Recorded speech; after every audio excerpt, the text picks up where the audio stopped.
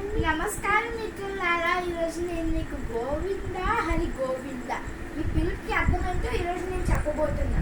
దీనికి ఒక పెద్ద కథ, ఇంకా పెద్ద చరిత్ర ఉంది. నేను దీని గురించి చెప్పబోతున్నా. దీన్ని చెప్పే ముందు లైక్, షేర్, కామెంట్, సబ్స్క్రైబ్ చేసేయండి, ఓకేనా? నేను ఈ వీడియోకి 10 సబ్స్క్రైబర్స్ గోల్గా పెట్టుకున్నాను, ఓకేనా? ఓకే ఫ్రెండ్స్, స్టార్ట్ చేద్దాం. ఆ కాలంలోని ఒక ఋషి ఉండేవాడు. తిరుమల కొండ కింద చిన్న గుడిసెలోని నివసించేవాడు. ఏమైందంటే తను ప్రతిసారి కొండపైకి కాలు నడకతోని వెళ్ళి పూజలు చేసుకుని ప్రతిసారి గుడిసె దగ్గరికి వచ్చేవాడు. అతని దగ్గర చాలా గోవులు, ఆవులు ఉండేవి. అప్పుడు ఏమైందంటే ఒకసారి తిరుమల వెంకటేశ్వర స్వామి అలా కొండ దిగి ఆ ఋషి గుడిసె దగ్గరికి వచ్చి, స్వామి నేను నాకు ఒక ఆవుని ఇస్తారా అని వెంకటేశ్వర స్వామి ఆ ఋషిని కోరుతారు. అప్పుడు ఋషి ఏమంటారంటే, మనకి గోవుని ఇవ్వాలంటే సాక్ష్యం కింద మీరు ఎవరినో ఒకరిని తండ్రి అని ఆ ఋషి చెప్పగానే వెంకటేశ్వర స్వామి రేపు నేను నా భార్య లక్ష్మీదేవిని తెస్తున్నాను అని చెప్తారు. అప్పుడు ఏమైందంటే మరుసటి రోజున ఋషి పూజ కోసము గురికి వద్దామనుకుంటారు, కానీ పువ్వులు లేవు. అందుకు పువ్వులు కోసుకోవడానికి వెనకాలన్న పువ్వుల చెట్టు దగ్గరికి వెళ్ళగానే అతని శిష్యులు ఇంటి ముందు దగ్గరికి వచ్చి కాపలా కాస్తున్నారు.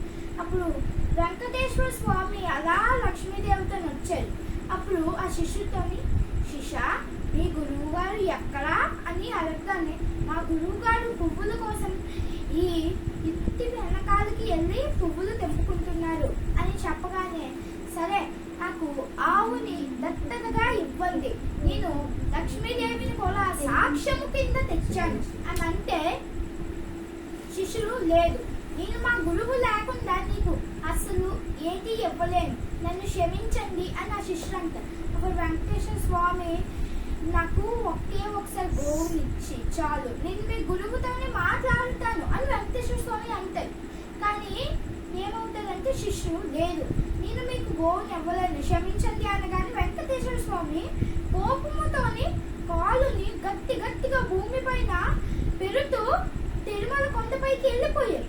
అప్పుడు ఏమవుతుందంటే అప్పుడే గురువు గారు వచ్చి, వెంకటేశ్వర స్వామి గారు వచ్చారు, నువ్వు నాకు ఎందుకు చెప్పలేదు అని శిష్యుడిని తిట్టి ఒక ఆవుని, తెల్లగా ఉంటే కావుని తాడుతో కట్టేసి అతని వెనకాల లాక్కుంటే వెళ్తున్నారు. రా, మనం వెంకటేశ్వర స్వామి దగ్గరికి వెళ్ళాలి అని లక్ష్మీదేవి, ఆగండి గోవుతో మెల్లగా వెళ్దాము అని అంటారు.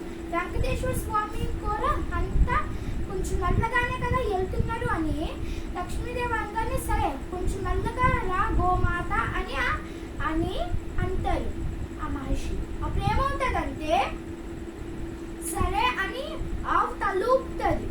అప్పుడు ఏమవుతుందంటే మెల్లగా వాళ్ళందరూ నడుచుకుంటూ ఈ వెంకటేశ్వర స్వామి ఆగండి దాంతో గోవింద గోవింద అని ఇలా ఈ పదవి వస్తుంది వెంకటేశ్వర స్వామికి. ఈ పదవితో వెంకటేశ్వర స్వామికి ఎంత ఇష్టం అంటే ప్రతిసారి ఎవరు వచ్చినా కూడా గోవింద గోవింద అని అరుస్తాము. మీకు ఈ విషయం తెలుసా? మీకు ఈ విషయం తెలిస్తే కామెంట్ చేయండి. దాని like, share, comment, subscribe. Bye.